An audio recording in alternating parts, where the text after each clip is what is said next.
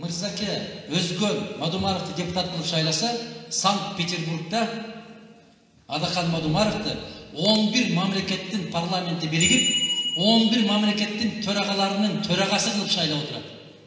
Председатель совета спикера.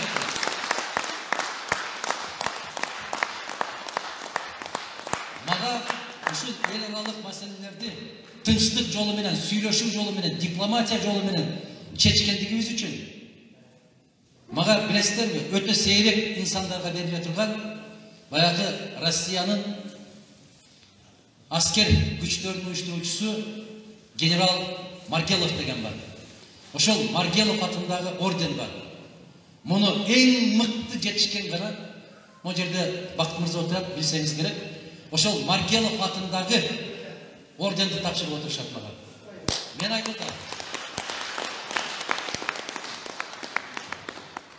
Bir Kırgız mamleketi mага мындай кагазда берелик. Мадумаров эмне кылып койду дегенге мен ушул эжекемден улам айтып койгум келип атат. 25 жыл чоң саясатта жүрүп, 25 сом албай койдум мен. Ушул чоң иш. 25 жыл саясатта жүрүп, bir момундай bir чөйчөк алган жокмун өлкөдө. 25 жыл саясатта жүрүп, bir калем алган жокмун бул өлкөдө. 25 жыл саясатта жүрүп, bir өкмөттүн bir barak kagazын алган жокмун. Эмнеге? Себеп биз жараткандын алдына барганга даярданабыз.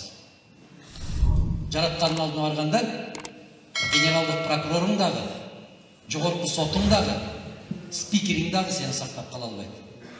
Өзүң гана жалгыз барасың.